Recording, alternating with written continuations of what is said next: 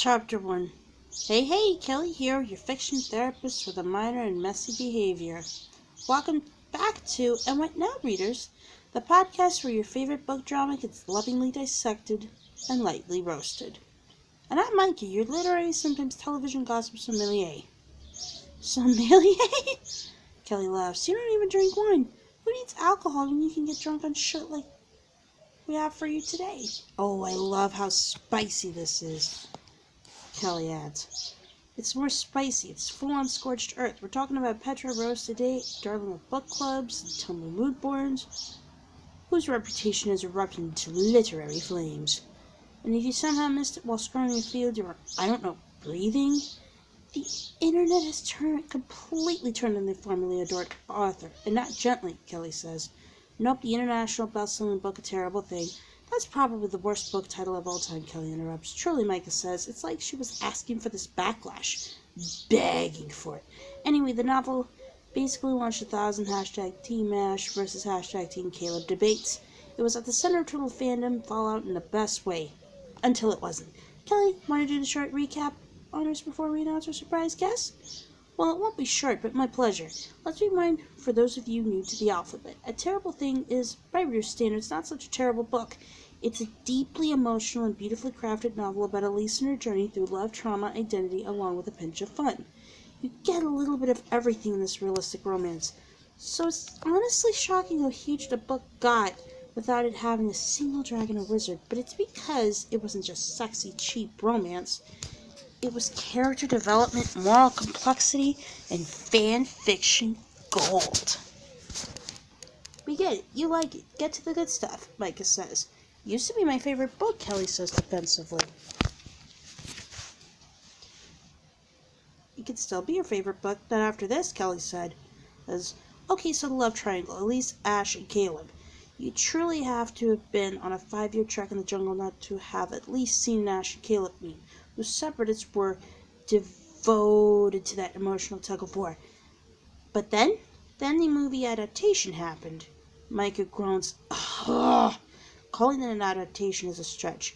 Kelly says, but this adaptation had promise and a high budget. It was a majorly hyped-up movie that the studio and the author were being very oddly hush-hush about. We weren't even getting cast updates outside of the two main characters. There was zero mention about our beloved character Caleb. He was nowhere to be found when the trailer dropped. Just poof, and that was enough to almost start a war when the trailer dropped without a single clip of him in it. But people still showed up for the movie despite the early concerns spreading throughout TikTok. And the concerns expressed on this podcast. Micah says, you talked about it every day. Fine, I was Team Caleb anyway. They cut the entire triangle, restructured the story to make it all about Ash and his connection with Elise, and fans were not happy. Not even Team Ash fans, because what the hell were they supposed to do with all the merch the author sold them? Team Ash wasn't even a thing that made sense after that monstrosity of a movie. They made it seem like wearing a Team Ash shirt meant you were not Team Elise, but we were all Team Elise. We were betrayed, Micah. Betrayed. Yes, like screaming in the rainbow covered in red Weinstein's levels of betrayed, he says. Let's not discuss that night. I was upset. They both laugh. Okay, Kelly says. We all know how Hollywood works and how most authors don't get a say in how their adaptations turn out.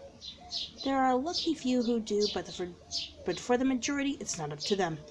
And Petra initially took that classic Don't Blame Me route.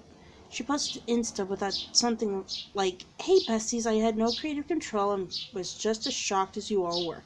And honestly, we were so ready to believe it. Micah says, for about 5 seconds until cue dramatic music.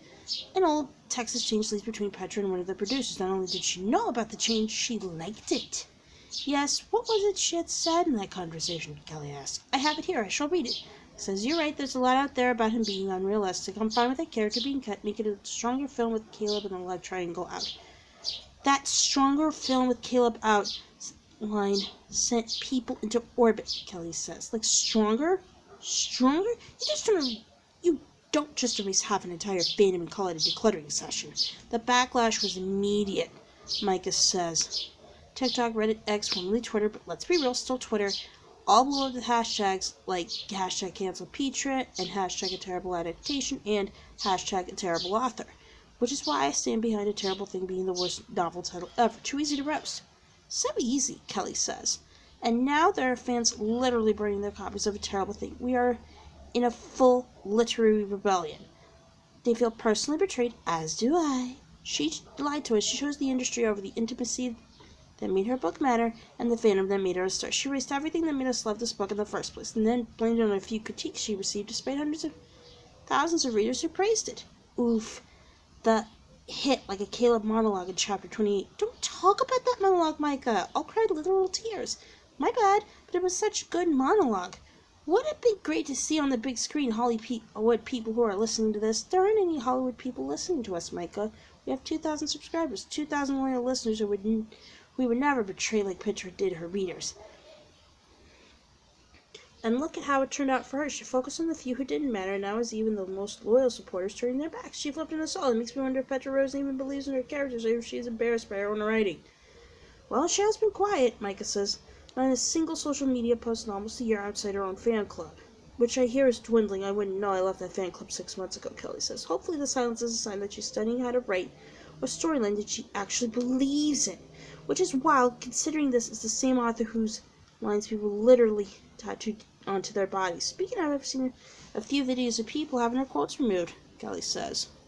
Sad. We used to quote her and now we just hate her.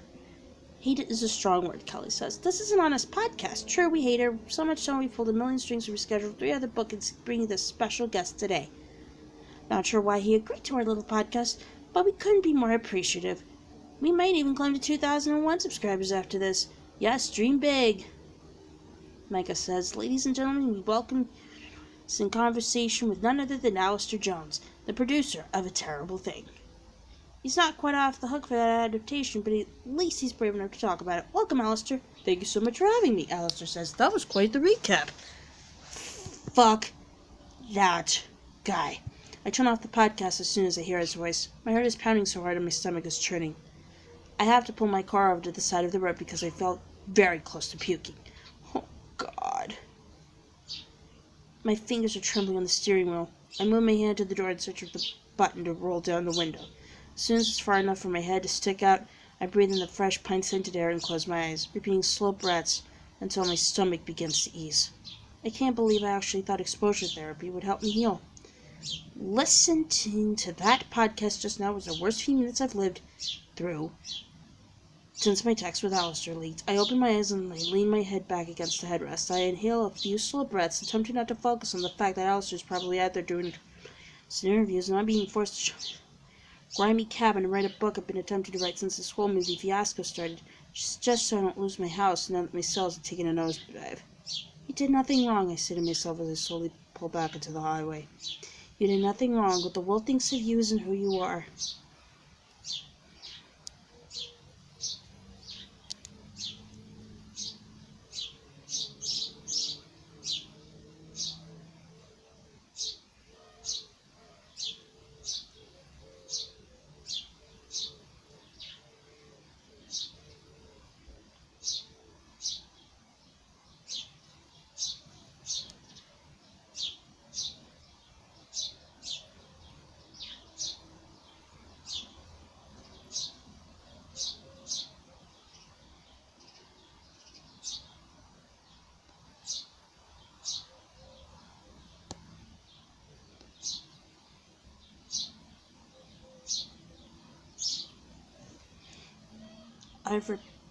I've repeated this mantra since Nora made me promise to say it at least 5 times a day. But I just feel like I'm repeating a lie out loud, and that feeling doesn't leave me refreshed and ready to skip along and tackle my day. I've been unable to function since all this started. I feel like a fraud. I feel like everything I've built has crashed down around me and I'm buried in rubble that no one even cares to dig through because they aren't even curious if I'm suffocating to death. They only want to know who will show up at my funeral after I do suffocate to death. I wonder who would show up at my funeral. I have friends and family who would be there, but I realize now that all the friends I've made in my years of being in the book weren't friends at all. Other than Nora, everyone has ghosted me, and I don't blame them. They can see that my reputation is tainted any sales. So any sort of public support my way might feel TikToks that would taint their sales.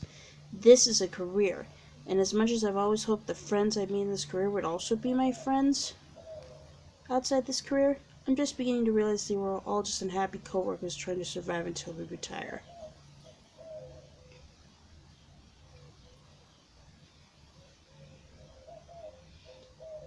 I've been driving for 2 hours now, the white lanes of highway blurring into an endless ribbon beneath my tires.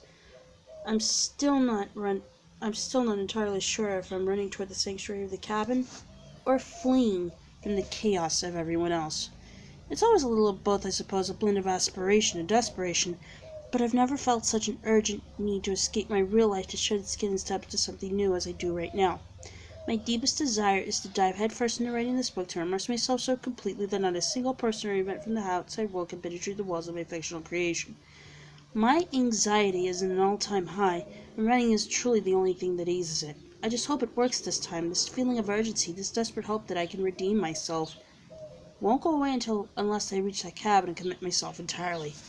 Writer's block clamped down on me like a suffocating trap that arrived precisely when my name started appearing in articles beyond the literary sphere. It's cruel irony, ain't it? One person's dream of widespread recognition can so easily become another's nightmare. My phone vibrates. It's in the cup holder. Its screen flashing with another notification induces my anxiety. I turn off notifications for social media after the vitriol began. The digital world, once a platform for connection, has become a relentless antagonist, and the only way...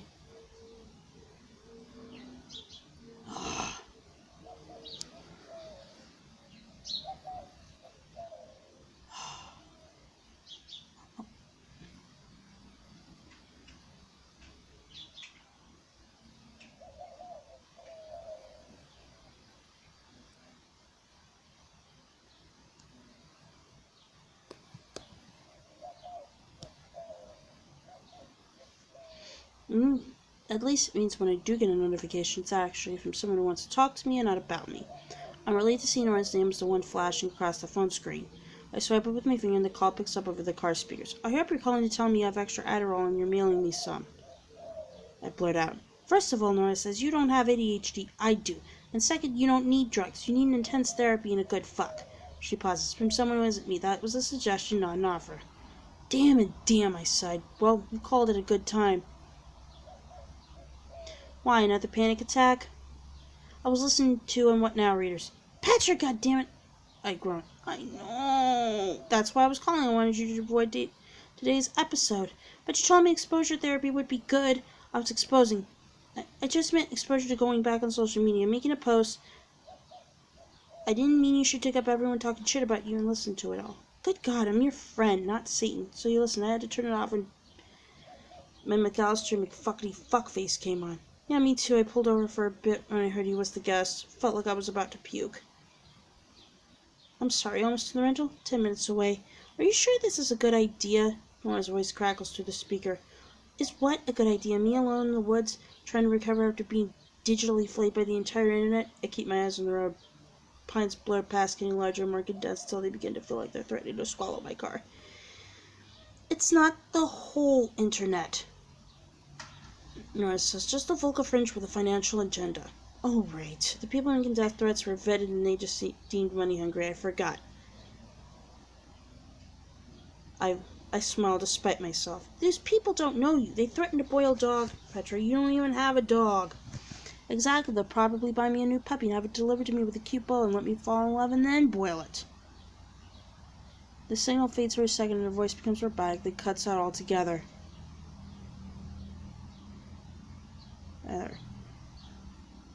I pick my phone up and move it to the dash like that's somehow going to make for a better signal. Sarah, she said, her voice returning in sentence. You got a career still, sort of. You can write a groveling apology post in your notes app and post an Instagram with those cute little heart hands and like 1 or 2 crying emojis.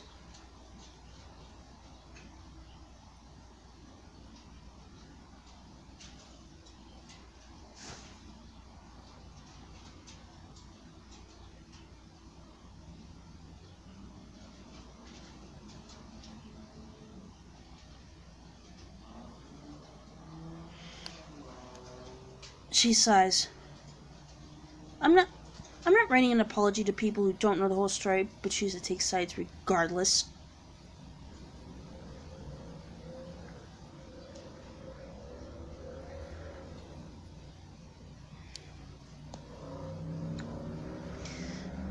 She says, well, you have to get back online if you want to save your career, maybe say your piece on a podcast. I can climb my way out of this hole without stooping to Alistair's level. That's why I'm going to take to the cabin to write. I'll get revenge with my pen.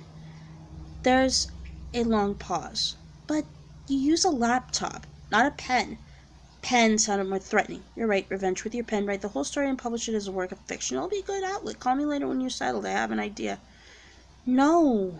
I hate your ideas, I say. But it's actually a good one this time. I promise. Fine, don't turn on another podcast. Listen to Broody Brothers or something. I love you. Love you too. When I end the call, the podcast automatically cues back up. She wasn't the easiest to work with, Alistair says. The words wash over me like boiling water over ice. I turn off the podcast again and focus on the road curving ahead of me.